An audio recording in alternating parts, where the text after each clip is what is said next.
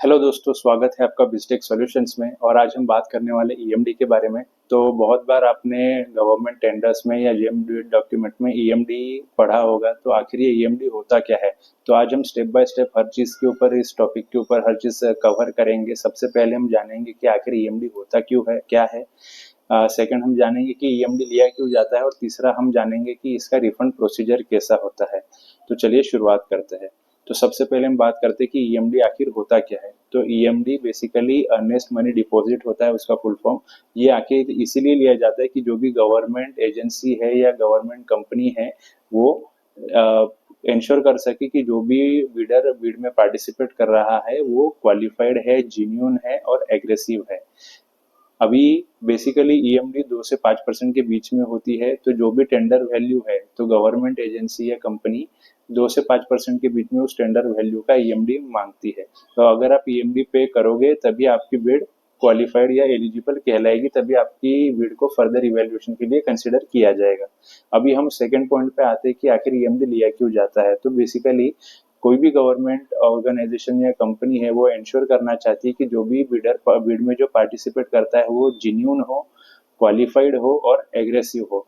तो बेसिकली ये इसीलिए लिया जाता है कि फेक बिडिंग को एंटरटेन ना करे, फेक बिडिंग को रिस्ट्रिक्ट किया जा सके, और जो भी फेक बिडिंग करता है उसको पेनलाइज कर सके। जो भी नॉन एलिजिबल बिडर है और जबरदस्ती बिड में पार्टिसिपेट करता है, तो उसका ईएमडी जो है वो फोरफिट हो जाता है।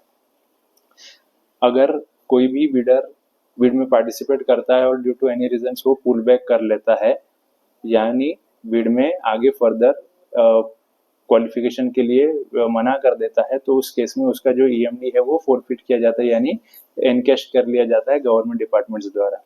अभी हम बात करते हैं कि ईएमडी रिफंड कैसे होता है। तो बेसिकली ईएमडी उसी केस में कुछ कंडीशंस होती है जिस केस में रिफंड होता है। तो फर्स्ट कंडीशन ये है कि अगर आपने बिड में पार्टिसिपेट कर दिया है और ड्यू टू एनी रीजंस अगर आप बिड में जीत नहीं पाते हो, वो बिड को कॉन्ट्रैक्ट हासिल नहीं कर पाते हो, तो उस केस में तुरंत आपको ईएमडी जो है वो रिफंड कर दी जाती है। सेकंड होता है कि अगर आपने बिड में पार्टिसिपेट कर दिया और आप बिड में जीत गए, आपको कॉन्ट्रैक्ट मिल गया, तो 15 डेज में आपको वो ईएमडी रिफंड हो जाती है। आपको सिक्योरिटी डिपॉजिट पे करना पड़ता है। अभी सिक्योरिटी डिपॉजिट क्या होता है, यानी परफॉर्मेंस बैंक गारंटी क्या होता है, तो इसके ऊपर हमने एक अलग से वीडियो बनाया है, उस वीडियो को भी आप देखिए। और तीसरा है, अगर आपने बिड में पार्टिसिपेट कर दिया है और ड्यू टू एनी रीजंस आपने बिड में पार्टिसिपेट फर्दर आपको कॉन्ट्रैक्ट मिलने के बाद आपने कॉन्ट्रैक्ट लेने से मना कर दिया, तो आपकी ईएमडी फोरफिट कर दी जाती है। तो ये कुछ कंडीशंस थे जिसके अंदर ईएमडी। अभी आपको मैं बताता हूँ कि ईएमडी के एग्जेम्पशंस भी होते हैं। एक बोनस टिप मैं आपको देना चाहता हूँ यहाँ पे, कि ईएमडी कुछ कंडीशंस में एग्जेम्प भी होती है। वो कंडीशंस क्या है? तो बेसिकली आपको उद्यम सर्टिफिकेट होना चाहिए, और भी कुछ मल्टीपल कंडीशंस होती है जिस केस के अंदर आप ईएमडी के अंदर एग्जाम हो सकते हो। तो ये एग्जाम्पशंस कैसे होता है, तो उसके लिए आप हमारे ईएमडी एग्जाम्पशन की वीडियो को जरूर देखें। और होपफुली आपको ये वीडियो बहुत अच्छा लगा होगा, और ये वीडियो अगर अच्छा लगा होगा तो काइंडली हमारे चैनल को लाइक करें, शेयर करें, सब्सक्राइब करें।